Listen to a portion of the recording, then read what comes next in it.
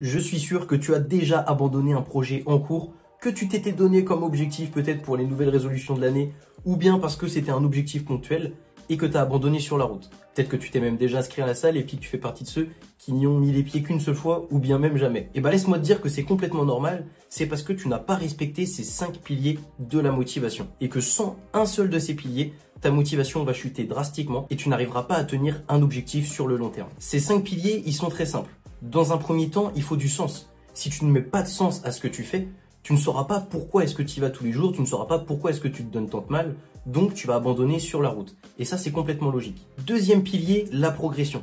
Bah oui, si tu y vas tous les jours, puis que tu donnes du tien et puis qu'à un moment, il n'y a pas de résultat, forcément, à un moment, ça va te saouler. Donc progresser, c'est nécessaire pour ta motivation. Troisième pilier, les compétences. On n'aime pas être nul. On n'aime pas être nul, on a besoin d'avoir des compétences, donc il faut apprendre. Il faut apprendre pour pouvoir développer ses compétences, ce qui va aussi nous donner après du progrès, évidemment. Quatrième pilier, l'autonomie.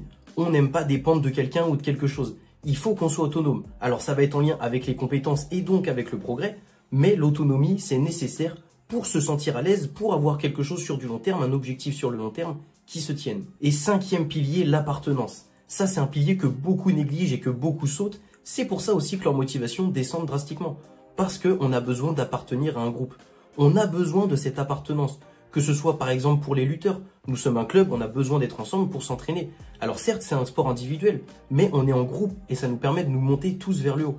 C'est pareil quand on va à la salle, on a un abonnement, des fois on y va avec un ami, des fois on a un groupe de personnes qui s'entraînent ensemble. C'est pour ça que les cours collectifs marchent super bien. C'est parce qu'on a besoin d'appartenir à un groupe, à une communauté, à quelque chose. Et ce pilier, il ne faut pas le négliger.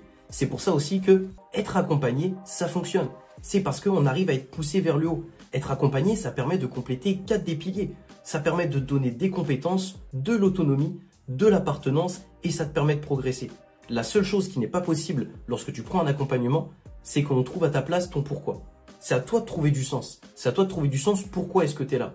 Mais si aujourd'hui, toi, tu as besoin d'aide pour justement progresser, que tu as un pourquoi et que tu sais exactement pourquoi est-ce qu'aujourd'hui tu en es là et qu'est-ce que tu veux faire par la suite, eh ben je te laisse m'envoyer go dans les commentaires ou en message privé pour qu'on puisse voir ensemble qu'est-ce qu'on pourrait mettre en place pour toi, pour ta progression.